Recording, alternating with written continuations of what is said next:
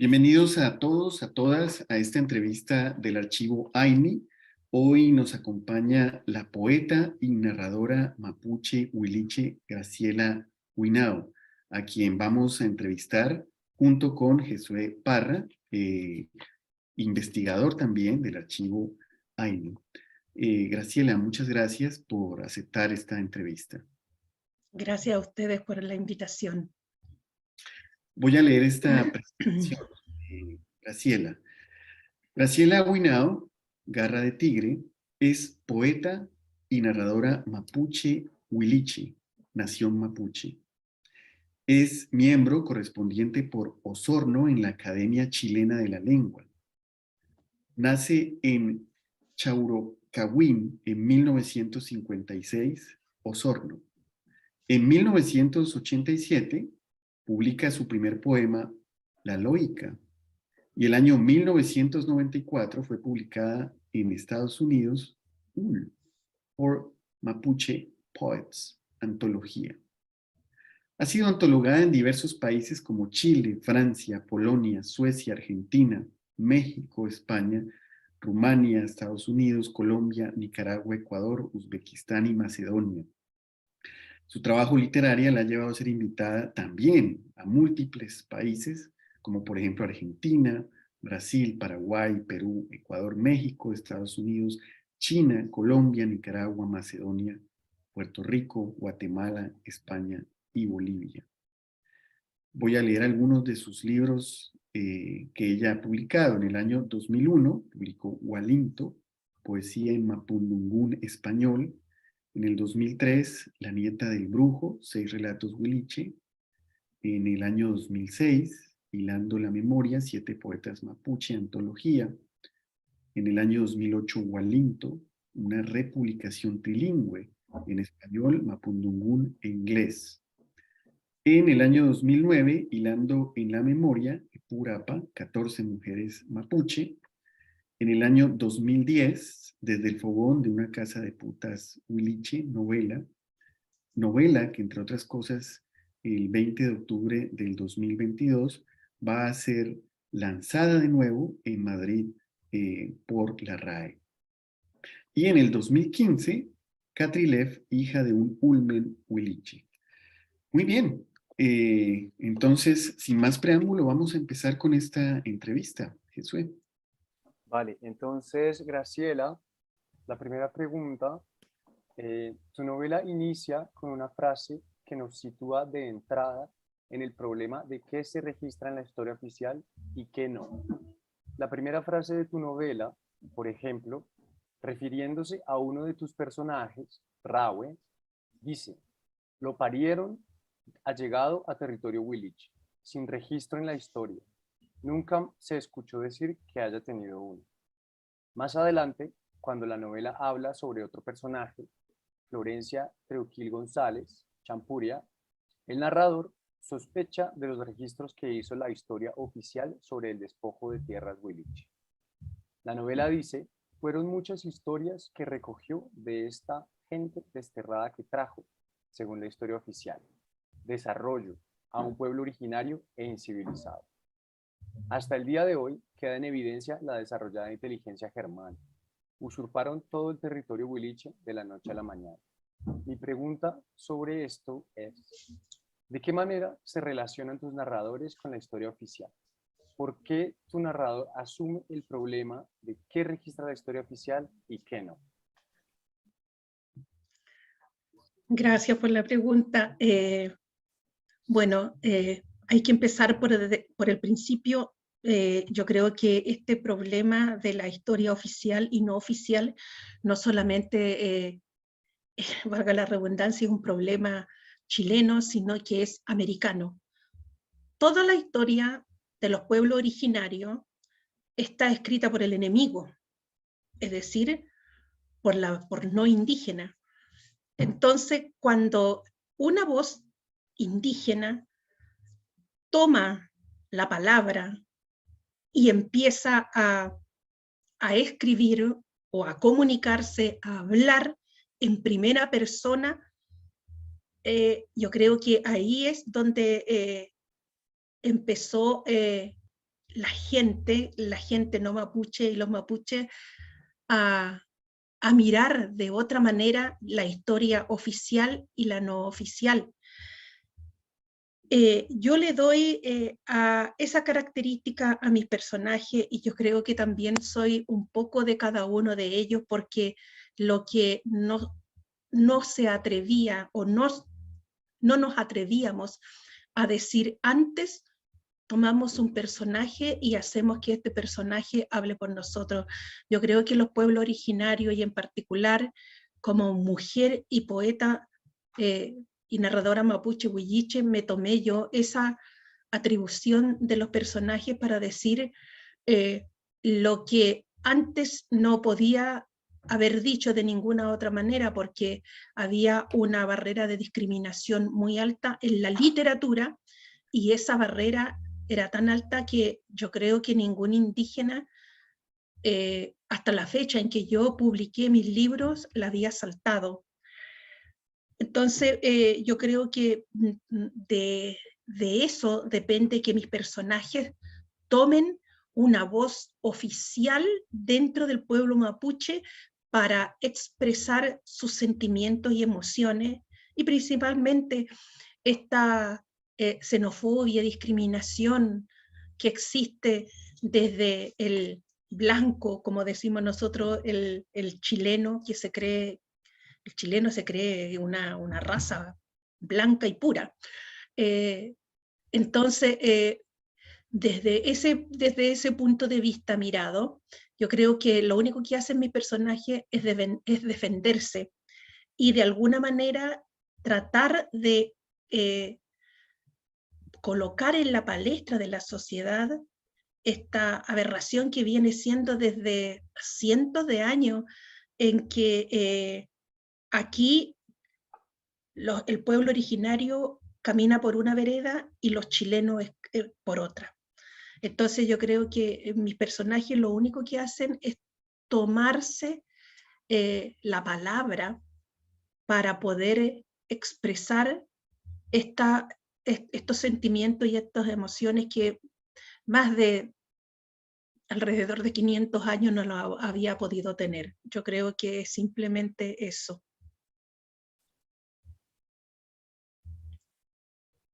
Vale, muchas gracias, Graciela. Bien, esto que nos has comentado, Graciela, sobre todo esta frase, mis personajes se defienden, está en relación con algo que quiero preguntarte. Y es una pregunta un poco larga, pero la voy a leer porque la he redactado usando citas específicas de tu novela. La pregunta dice así: ¿hay en tu novela otro aspecto conectado con estas preocupaciones sobre lo registrado y lo no registrado por la historia oficial? Y es el problema de dónde están, en qué parte se encuentran, dónde se han archivado y dónde se preservan y circulan los saberes huiliche, así como los eventos, los nombres y los hechos que la historia oficial ha borrado. Aquí es cuando aparece la trompa de pato, el cabaret. Son demasiadas cosas las que suceden en el cabaret, pero quiero detenerme en algunas. El cabaret, por ejemplo, es un archivo culinario que, abro comillas, olía a pueblo huiliche, de tortillas al rescoldo, amasadas con manteca y chicharrones de chancho, de cebar el mate con malicia y crujientes copaipillas con levadura. Cierro comillas, y el listado sigue. Asimismo, el cabaret, el cabaret es un lugar de recuperación de memorias y ritos ancestrales. Tu novela cuenta que los usuarios del cabaret, antes de, abro comillas, la actividad carnal, a modo de agradecimiento a la naturaleza, hacían un yeyipún antes de entrar a la cama para que el sagrado acto sexual tenga favorables resultados, y el mudai es fundamental en una ceremonia milenaria. Cierro comillas. Y sobre todo, el cabaret es un lugar donde se corrige la historia, se la vuelve a contar y a narrar. Por ejemplo, se cuenta de otra manera la relación de los, entre comillas, indios con el mudai, una bebida falsamente etiquetada como alcohólica, sobre la cual tu novela dice, abro comillas, esta bebida alcohólica, entre comillas, dices tú, originaria, y que en todos los libros de historia Winca es la causante de todos los males mapuches, incluyendo la pérdida de la guerra, una casa de remolienda lo reivindica, dando un testimonio fiel y coherente. Es que el Mudai a nadie puede hacer perder los cabales, y la aberración histórica lleva más de 500 años acuñada. Teniendo en cuenta esto, Graciela, todos estos aspectos narrados al interior del cabaret, ¿de qué manera tu novela y en general tu proceso creativo, tu poética, visibiliza, ilumina estos otros archivos, estos otros lugares como el cabaret donde se corrige la historia oficial? Eh, Hoy día estaba corrigiendo, porque todavía sigo corrigiendo la novela, tengo que mandarla mañana martes a España, y cuando pasé justamente por ese punto, por el capítulo de la trompepato, yo me reía, es decir, me reía sola para mis adentros, porque una casa de puta tuvo que venir a revolucionar la historia, no solamente la historia chilena, eh, o también americana, porque esto no solamente pudo haber sido en Chile, pudo haber sido en Colombia, en México. Yo creo que en todas las partes ha habido una casa de remolienda, una casa de putas enclavada en un pueblecito muy lejano.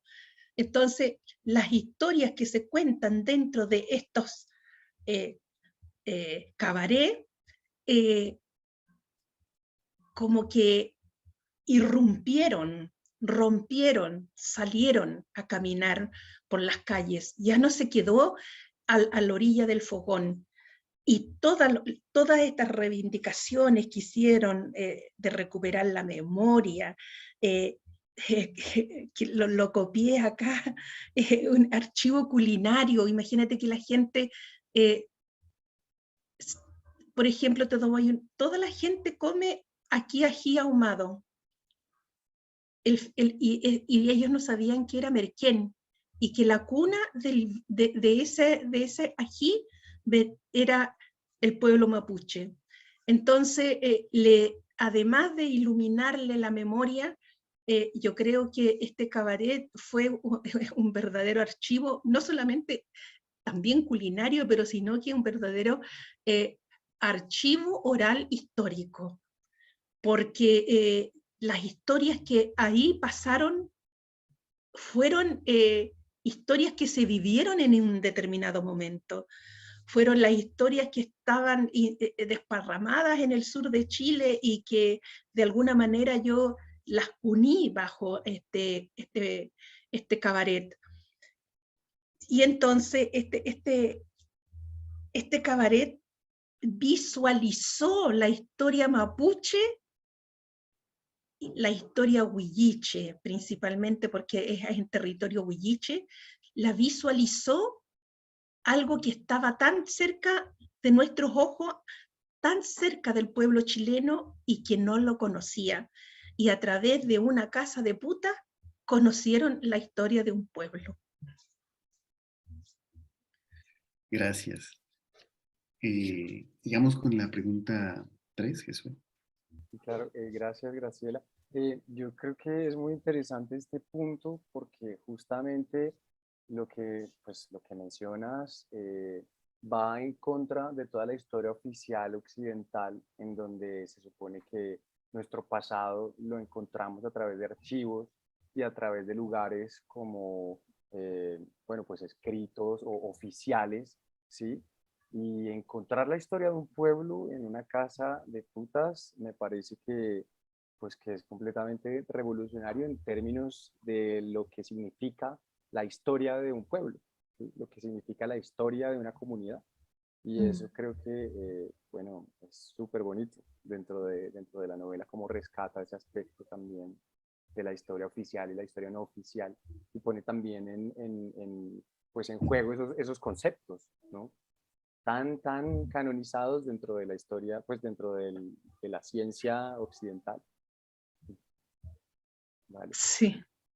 Y bueno, y teniendo en cuenta, pues, pues la historia de tu pueblo, que tiene que ver también con un despojo de tierras. La tercera pregunta, hay varios fragmentos en tu novela donde aparece el problema del despojo de la tierra a las comunidades. Como sabes, este es un tema central en la literatura latinoamericana desde el siglo XVI y nos remite a autores como por ejemplo José Carlos Mariátegui. Hay frases donde el problema de los colonizadores y despojadores de tierra es directamente señalado.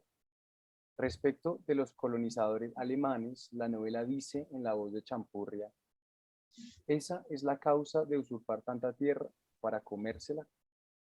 Esta narración que hace sobre el problema de la tierra tiene una característica particular, ya que se hace a partir de yuxtaponer desde luego el despojo de los territorios con memorias de los personajes, la expropiación de las tierras con rituales recuperados, con explotaciones laborales, desplazamientos, pequeñas alegrías de los personajes y un sinfín más de situaciones.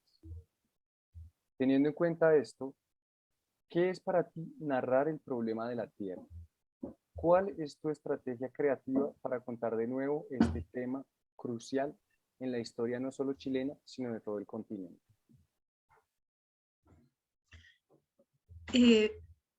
Principalmente narrar este episodio para mí fue muy fuerte, porque en mi línea,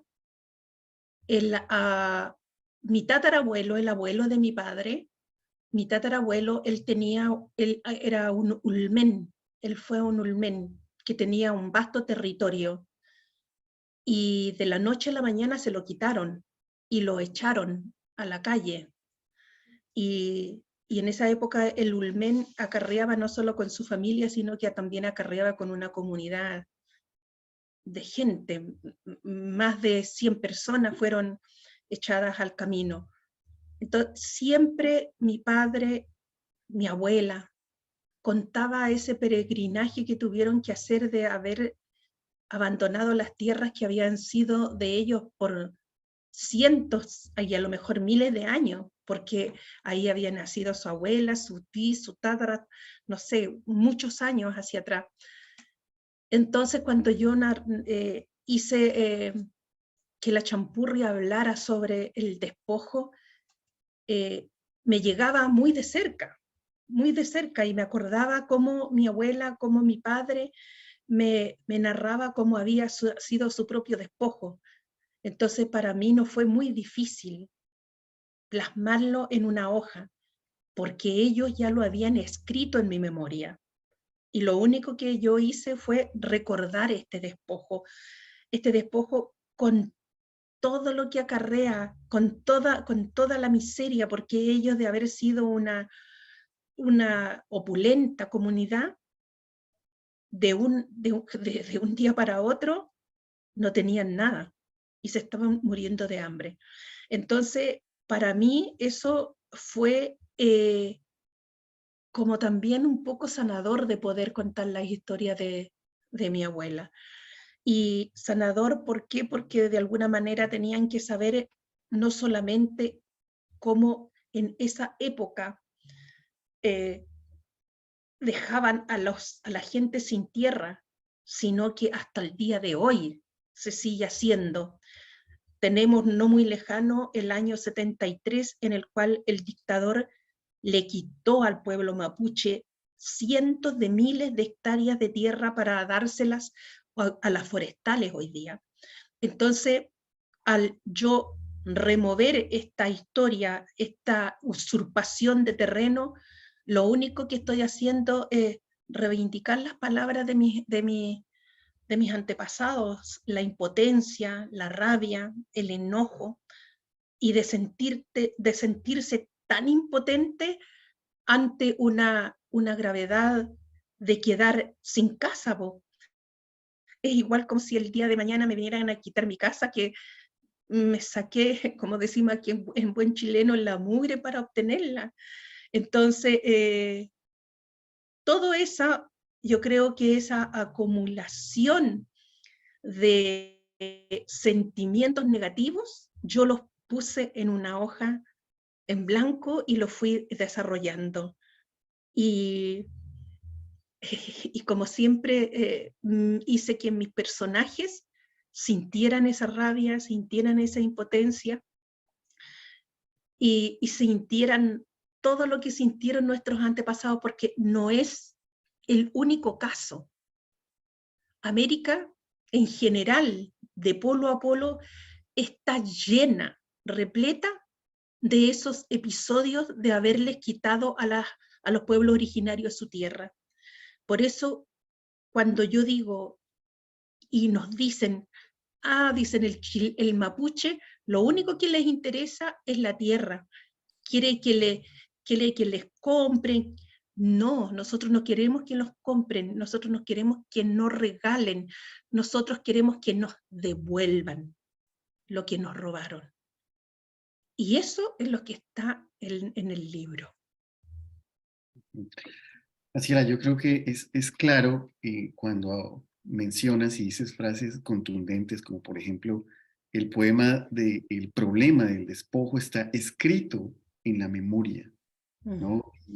Y el problema de escribir está ligado con reivindicar a los antepasados como tal, ¿no? Y este tipo de frases que tú expresas tienen que ver con la siguiente pregunta que quiero comentarte, donde se habla básicamente del desplazamiento de los mapuche hacia las ciudades. La pregunta es, en tu novela hay frases como esta, abro comillas, a los huiliche, su madre tierra los destetó cuando no pudo alimentar a más hijos de los que podía y fueron adoptados por la ciudad. En su peregrinar, 100 veces volvieron la vista atrás al caminar, cierro comillas. Y esta otra frase, abro comillas, otrora pescadores y agricultores, hoy obreros en la ciudad, cierro comillas. Teniendo en cuenta frases como estas, te pregunto, Graciela, para ti, ¿qué es narrar lo huiliche urbano? ¿Hay una poética de lo huiliche urbano en tu novela? Si la hay, ¿en qué consiste esa poética? Me dio un poquito de pena al escuchar esas frases, porque esas frases están clavadas, están crucificadas en la historia del pueblo mapuche, este despojo que hicieron supuestamente con leyes, donde le mostraban cualquier papel a los mapuches y le decían que tenía que colocar su dedo y que eso certificaba de que ellos ya no eran dueños de las tierras. Me sobrecogí en este minuto. Con respecto a lo huilliche urbano, yo creo que tiene relación con lo que estábamos hablando anteriormente con el despojo. Un campesino, un mapuche, porque nosotros somos gente de campo, somos gente de la tierra, que se vea obligado a vivir en la ciudad. Bueno, a mí me pasó. Yo del sur tuve que venirme a Santiago, y acá en la capital, como también en mi novela, puertas adentro seguimos siendo mapuche huilliche, pero de la puerta para afuera tuvimos que aprender a vivir otra vida y tuvimos que dividir nuestras vidas. Teníamos que, dentro de mi casa, yo todavía cocino con todos los ingredientes mapuche, con todos, los cuales mi vecina me dicen, a veces me dicen, vecina, ¿qué está cocinando? Y yo le digo, no, esos son ingredientes sureños, porque es tan marcada la vida entre la gente que vive en la ciudad y la que vive en el campo, que la gente que vive en el campo no se da cuenta de la diferencia, y la gente que vive en la ciudad no se da tampoco cuenta de la diferencia de vivir en el campo, porque nunca lo han conocido, nunca han tenido, como nosotros decimos, los pies llenos de barro. Entonces eso Eso es lo que marca una diferencia, y en mi novela el vivir en la ciudad los marcó para toda la vida, pero yo estoy segura de que un mapuche que viene del sur y que ha nacido en el sur, y a cualquier parte donde se vaya del mundo, nunca va a dejar de ser mapuche, porque siempre va a llevar la mochila de su pueblo. Y eso es lo que yo doy a entender en la novela, que vayan donde vayan, vivan a donde vivan, nunca van a dejar de ser lo que le entregaron al nacer. Tan sencillo como eso.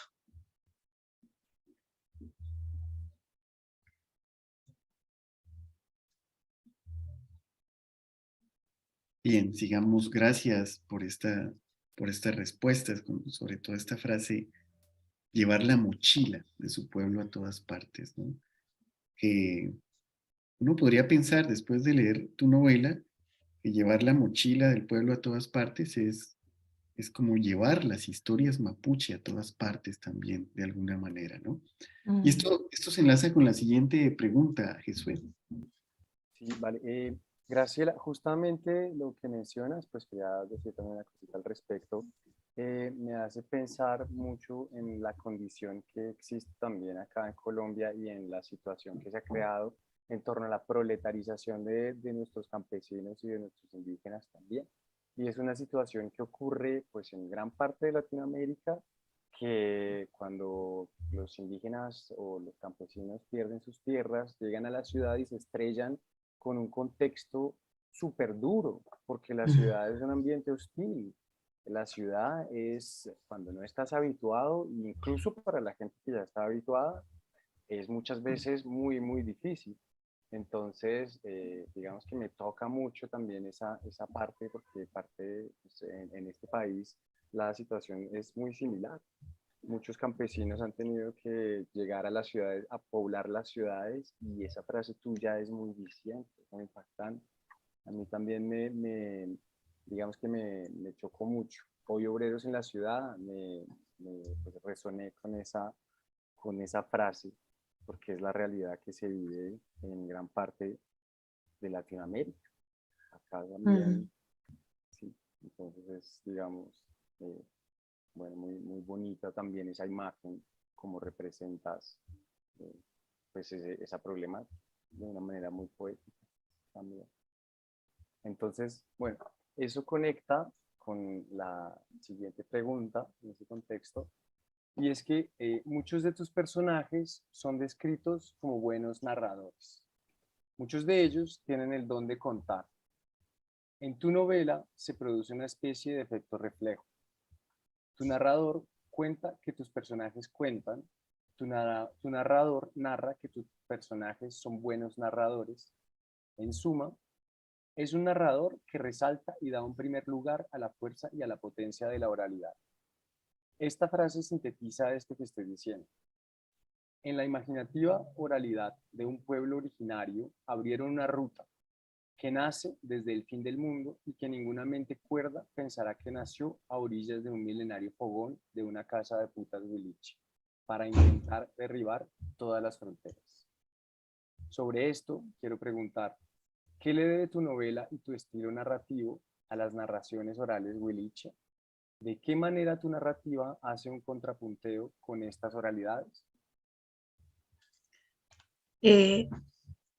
Lo que es la novela, yo creo que es pura oralidad.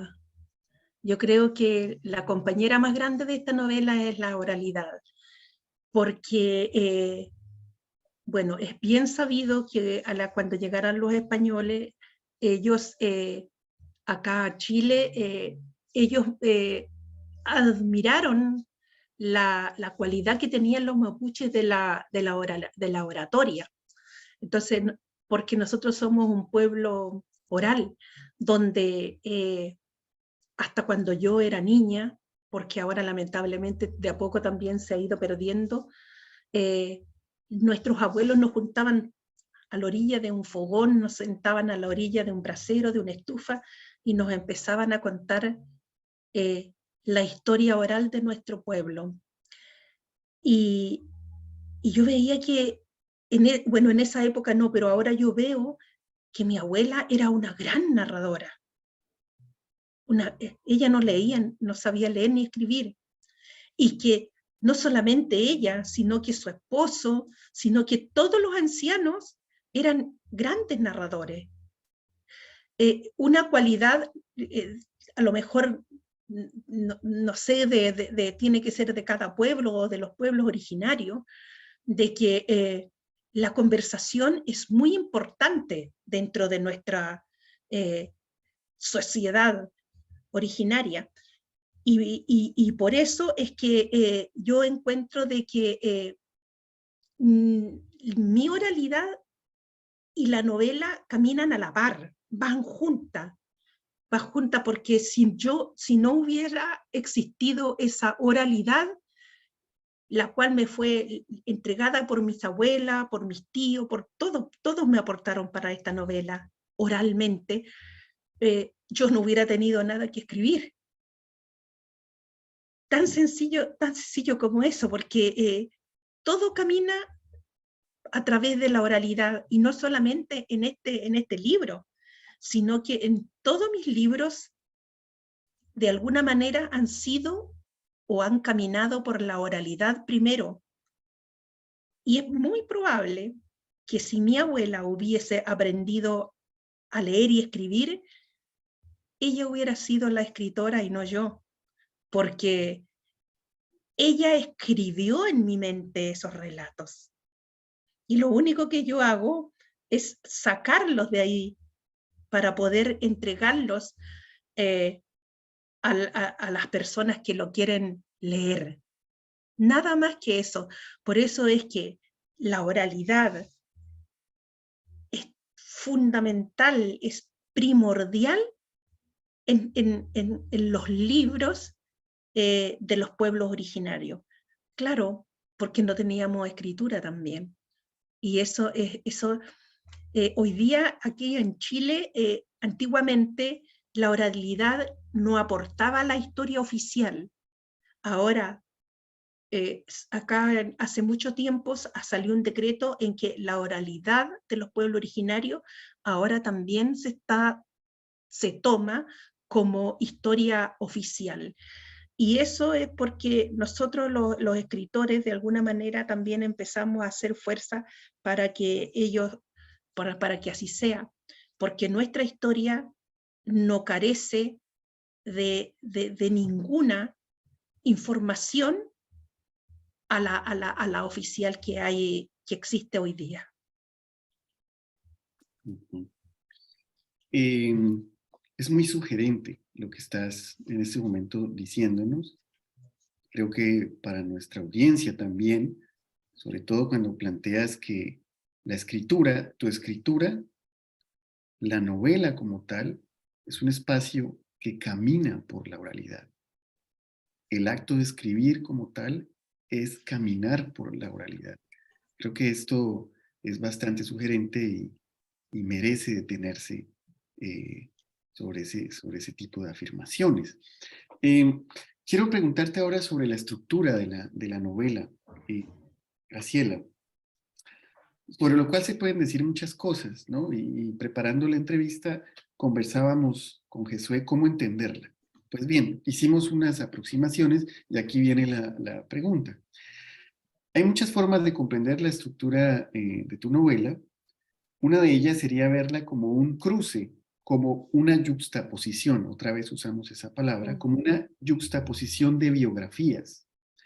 Digo esto porque tu novela cuenta las vidas y las historias de Rayen, Quintún, Champuria, etc., en pequeñas secciones para cada uno de los personajes. Como se sabe, la biografía fue un género fundamental para la construcción de la identidad nacional en el siglo XIX y en el siglo XX. El género biográfico narró vidas arquetípicas, vidas ejemplares, generalmente masculinas y blancas, que encarnaban el espíritu y los valores de la nación. Pero en tu novela, estas biografías son de personajes huiliche, marginados, despojados, desplazados, expropiados, explotados. aparte de poderse pensar esta novela como yuxtaposición de biografías, ¿de qué otra manera se puede pensar la estructura de tu narración?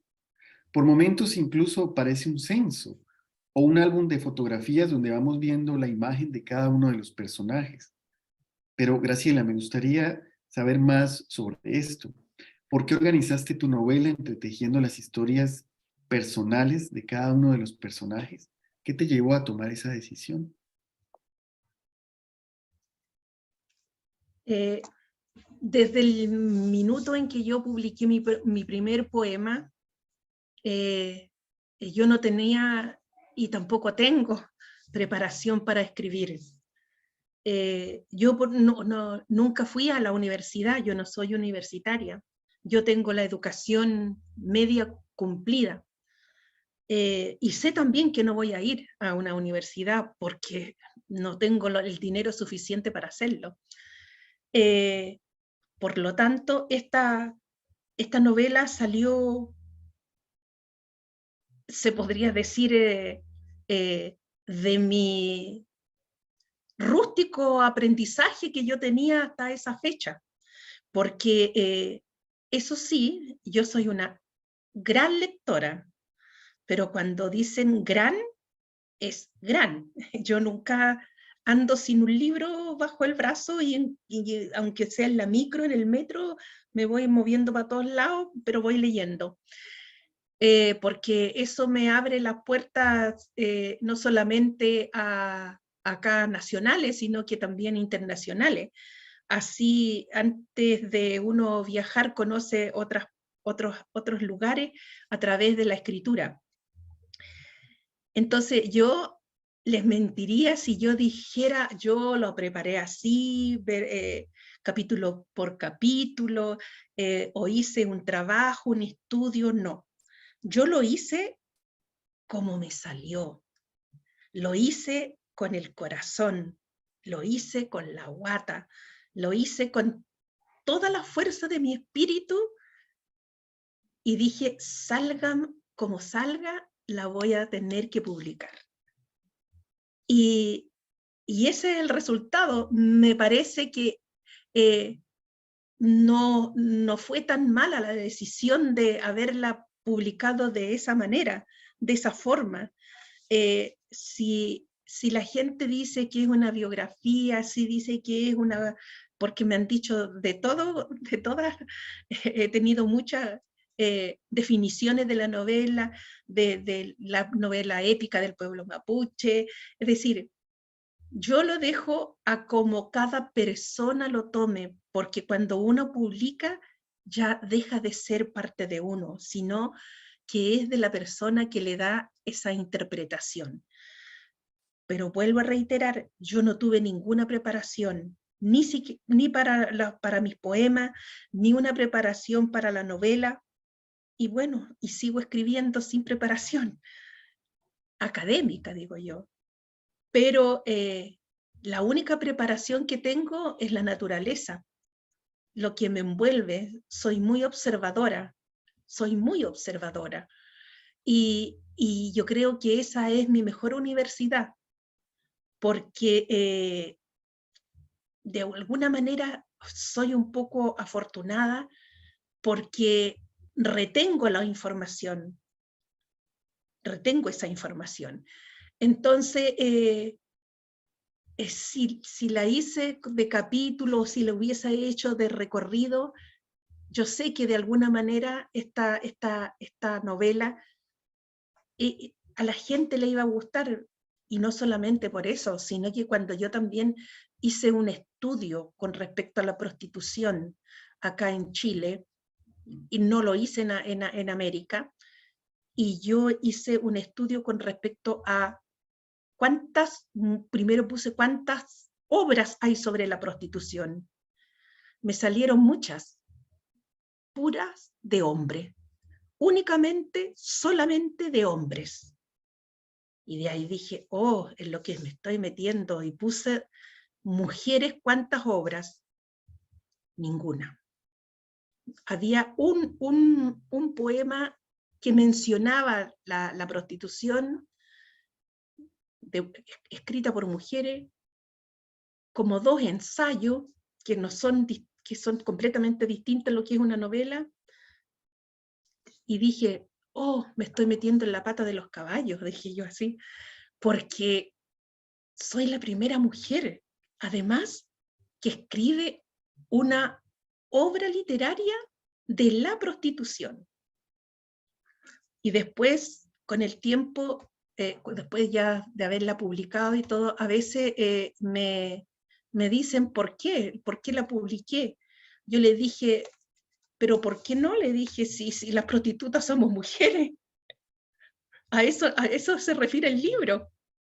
¿Y qué mejor que escribir desde la primera línea? Entonces me quedan mirando así como que he dicho algo muy, pero muy malo. Y yo les digo que no es algo tan malo. Si, es decir, qué mejor. Yo conozco acá, hay un escritor muy famoso, y él escribe sobre Manuel Rojas, y escribió un libro, Hijo de Ladrón, y cuando yo hice el estudio, él, claro, él había sido, cuando fue jovencito, un ladrón. Entonces, después él se inclinó hacia la escritura, fue premio nacional, pero se hizo escribiendo tan crudamente. Lo que él vivió lo traspasó a la página, y yo creo que cuando uno lo hace de alguna manera con credibilidad, con no engañar a nadie, en mi pueblo hay un dicho que uno tiene que ser norche, andar derecho en la vida.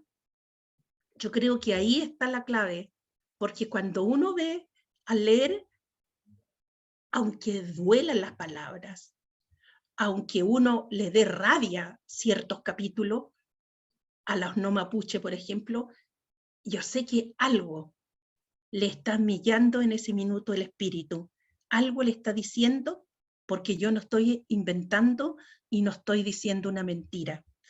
Y estas mujeres, cada una de ellas, con todos sus traumas, con todas sus violaciones, ellas se atrevieron a decir una verdad. Y es su verdad. Y esa verdad, la gente, al leerla, se da cuenta de que estas mujeres son auténticas y que no están mintiendo. Y yo creo que por eso, por ese lado va más el peso de mi novela, porque se dan cuenta de que lo que yo estoy diciendo no lo inventé, no es que yo lo haya creado, sino que está ahí flotando, pero que ninguna mujer se había atrevido antes a decirlo. Tan sencillo como eso. Claro que romper esta discriminación de que escritores, la mayoría son hombres, muy pocas son las mujeres a la fecha, también es difícil. Es muy difícil, y yo creo que por eso las mujeres no se atrevían a dar este paso. Ahora, hoy día, cuando yo reviso libros del Consejo del Libro, y me alegro de ver a una mujer, a una chiquilla, escribiendo sobre la prostitución, o que uno de sus personajes sea una prostituta. Pero hubo alguien que tuvo que abrir ese camino, y yo no lo hice intencionalmente. Simplemente se me dio. Mi historia se me dio así. Y sin embargo, me gusta cómo se dio, porque aunque yo no la escribí, la naturaleza, la vida, me la entregó de esa manera. Y me siento honrada y feliz de haber escrito una historia de mujeres prostitutas, no de hoy día, sino que hace de muchos años atrás, cientos de años atrás, donde la marca de la prostitución era peor que un látigo sobre el cuerpo de una mujer. Agregas más elementos de todos los que hemos ido acumulando y acopiando en esta entrevista. Hace un momento nos decías que la escritura camina por la oralidad, y ahora podemos decir que esa escritura que camina por la oralidad está conectada con la verdad. ¿no? Con decir la verdad como tal. Y esto, Josué, creo que nos enlaza con la última pregunta de esta entrevista. Sí, claro. Y además podríamos decir que tu novela es una novela del corazón. Entonces, es una estructura de, pues, que sale de lo profundo del alma Wilich. Entonces, Graciela, pensando en todos estos aspectos que hemos discutido, donde se cruzan la historia, el problema de la tierra, la marginalización de comunidades, la negación de formas de vida, la verdad, la narración también, ¿cuál es el lugar de la imaginación en la narración de unos eventos que a primera vista se pueden considerar reales? Mejor dicho, para ti, ¿qué es la ficción Huiliche, si podríamos hablar de una ficción Huiliche?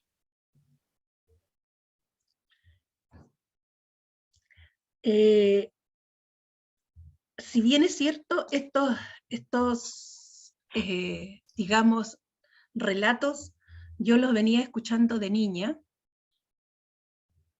pero estaban todos dispersos. Entonces, el cabaret estaba por un sector, pero todo dentro del territorio huilliche, porque no hay nada que no sea ahí del territorio huilliche.